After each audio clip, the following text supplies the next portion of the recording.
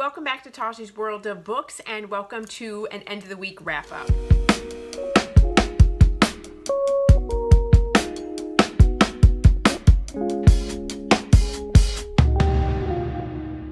Hey you guys, so this is not going to follow a particular theme. I just want to come to you and talk to you about a couple of the books that I finished this week, and I think that you guys want to hear about them, and so I just said, let's just talk about them.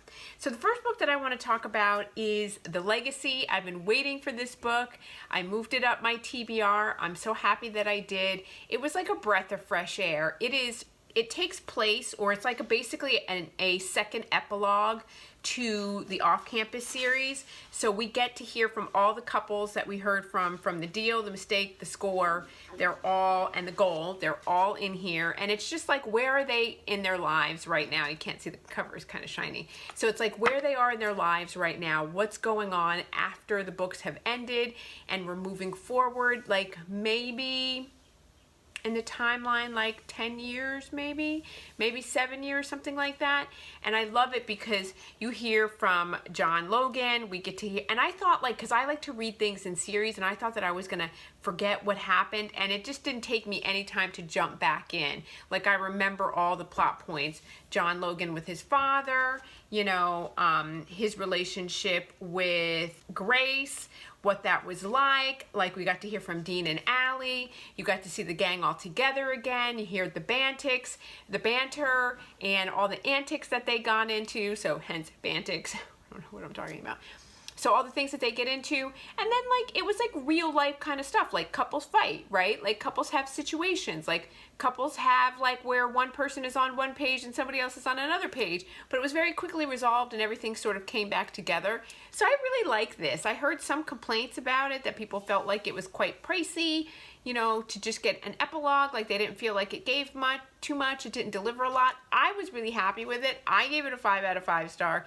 It gave me everything that I wanted. It gave me a snapshot in time in terms of where things are with, you know, characters like Dean, and how Dean is doing with Allie, and what they're doing in their careers and what's happening. I actually would like to see a epilogue like this for the Briar U series. I'd like her to do, you know, a book, because we got to hear about those characters in here just like teensy bit, but I would like to hear a snippet about them and to hear what's going on. So I hope that she plans on doing the same thing. I haven't heard anything about that. It doesn't seem like she is, but if she did, I would read it and I would be happy with it. So it gave me what I wanted and it delivered. So if you want to check it out, and you are those characters are beloved characters for you, like they are for me, you're going to enjoy it. So that's that. Okay, so you guys know that this month in October I'm doing a departure from the things that I typically read. I've already said that multiple times, so I just want to remind you. So I read V.E. Schwab's The Invisible Life of Addie Larue, very different than what I would have typically read, and I really liked it. This is a really good book, okay? It spans over 300 years, and it is about Addie, or Adeline Larue, who is born in France in like the 1700s. She is being forced by her parents, as is typical, apropos of the time, to marry somebody whom she does not want to marry. And so she has a old crone that she's friends with, and the crone sort of tells her and gives her warnings and says, you know, be careful what gods you pray to, because she's like, you know, she basically dabbles in like Wiccan and stuff like that. So she says, be careful what gods you pray to, but you ask for what you want, ask for what you need, but don't pray to the gods that come out at night, basically. And so to make a long story short, Addie makes a deal with the devil. She makes a deal with the devil unbeknownst to her, and he tricks her. And he tricks her to live a long life, basically, but the catch is that she will never be known, hence the invisible life of Addie Larue. So she has to figure out how to live and how to exist when people don't remember her from day to day. So literally, if you're out of her sight for a moment, you completely, their memory is wiped, and she has to start all over again. And so she lives her existence like this for hundreds of years until she doesn't. And that's what this story is about. And it's beautiful. Victoria Schwab did a great job in writing this. I absolutely loved it. I loved how it ended, because for me, it was left to interpretation, and it was left to the banter and the game and the way that things go. And I loved all of the characters. And I don't want to give too much away because I don't want to say, like, you just know that she's forgotten until she's not. And I don't want you to know which character that is, but it is well worth it. It is a page turner. It's exciting, it's fun, it's riveting, it's interesting. She's created a very cool parallel world. You know, it's really nice to talk about art and how to make your mark on the world with art, and through reading and poetry and paintings and different forms of artistic expression is an expression of the self. And so that really comes through in this writing. And I just loved it. It was really, really good. And it's thought-provoking as well. And it also talks about what's important.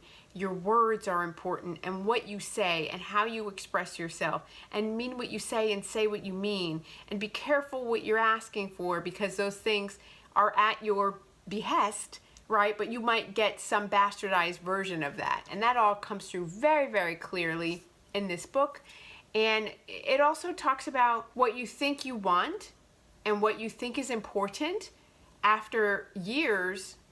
Is that still really the most important thing? Is that still really the most valuable thing? And is that really what you want? You know, and that comes across really, really evidently in this book. And so again, I love it. She says, a life no one will remember, a story you will never forget. I just love it. It was very apropos to read now. I loved it. I gave it a 4.75. It was worth it. I'm so happy that I did this. And I think if you're looking to check something out that's outside of your wheelhouse, then The Invisible Life of Addie Larue is fabulous. And like I said, the ending is like, for me, so perfect. So that was that. And then the last book that I want to talk to you about is Megan Goldin's The Night Swim. I think I just told you that I read her Escape Room. And I got to tell you, I loved this more than The Escape Room. This is so good. It's so hard-hitting.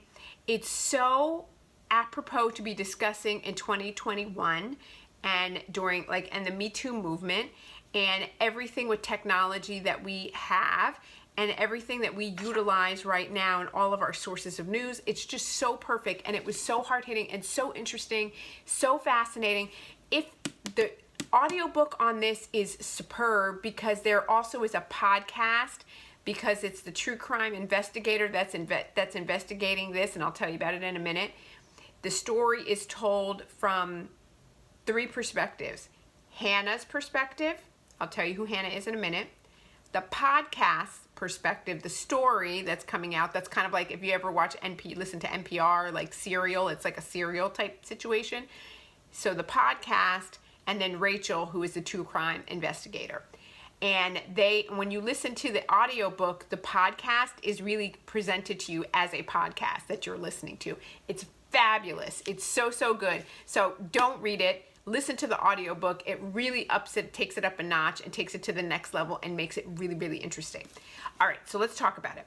Okay, so Rachel is a true crime investigator. She has a podcast, and her podcast has become an overnight sensation because she was part of an investigative team that helped to set an innocent man free.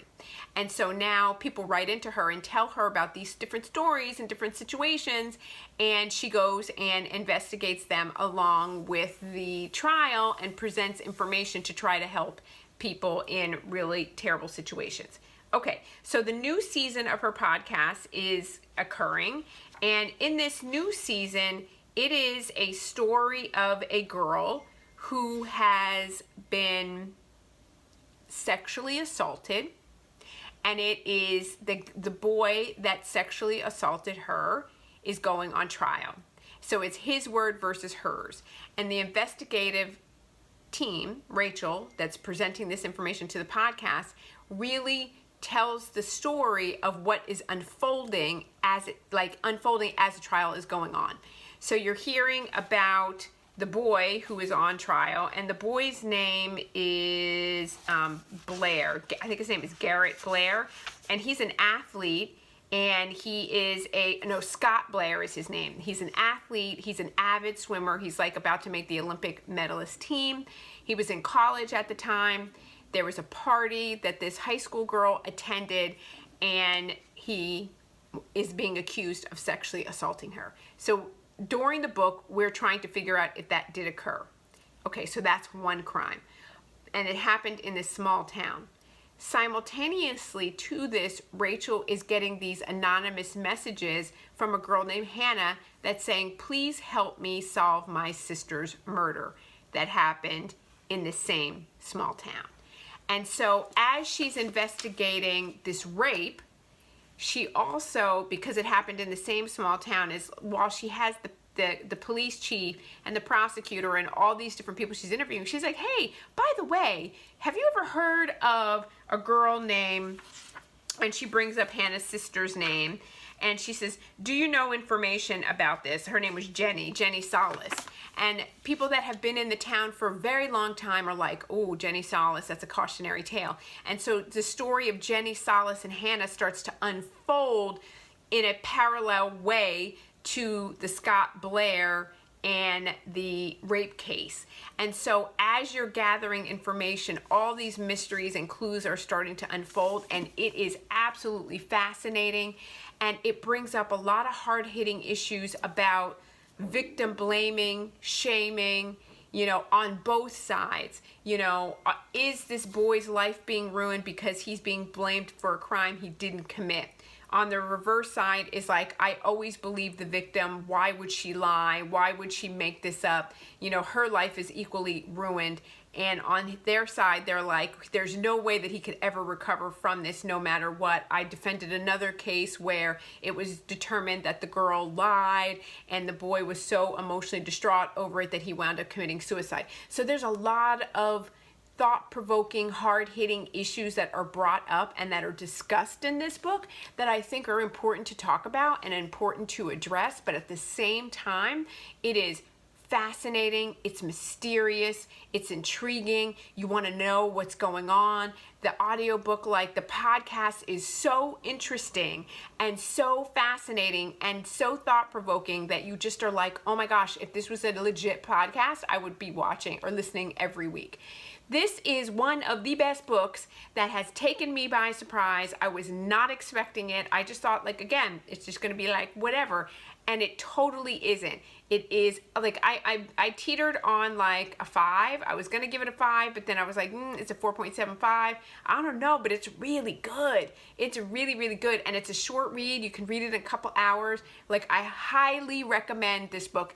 And Megan Goldin's writing, like, I really like how she writes. She's engaging. She's interesting. She keeps you interested in the story, keeps you wanting to know what's going on. You don't get bored. My mind doesn't wander. That's one of the things that I have to be careful of, because my mind often wanders when I'm like listening or reading books that I am not really interested in. And that's not the case at all. I really like her stuff. So I'm going to like look at other things that she's written, just to departure from some of the standard things that I read, so that I can just mix it up a little bit. Like, don't worry, the dark romance is coming. Like, don't worry, the smut is coming. Like, don't worry, the BDSM stuff is coming. I'm coming back with it, but I just wanted to give myself a little bit of a palate cleanse, check out some different stuff, and I went, oh, this is amazing. I love it. I'm so glad I did it. And I am. I'm totally happy. This is like a 4.75, maybe even a 5-star. So if you haven't checked it out, trust me on this. Do something a little bit different for the fall season when you're snuggled up and cozy and it's dark and you're drinking a cup of tea and you want a little bit of like, ooh, this is it. It's all about it. I'm telling you, it's really, really good. And the same with Victoria Schwab. Delivered in a lot of ways. So I don't know what else to say, you guys. Just trust me. Trust me. You'll be happy. All right. That is all that I have, you guys. That's all that I have for today. Almost, you know what? That ambitious October TBR, if you haven't watched that video of all the books that I said I was going to read in October, like, I'm getting through it. Like, I think I only have like maybe 10 more books on my TBR cart over there for October. So I think I'm going to do it, you guys. I'm going to slide right in on October 31st with that last book, I think. We'll see. We'll see. Maybe I'm speaking too soon and I'm like putting my foot in my mouth. I don't know. Anyway, you guys, do me a favor, please hit the like button because it helps me with the algorithm. Hit the bell notification button so you know when I upload new videos. You know I upload new videos Monday, Wednesday, and Friday, like clockwork, right? And come back, hang out with me, talk more books. Let's talk more smut. I'm here for it. You're here for it. Why not? All right, you guys, that's all that I have for today, and I will see you next time. Bye.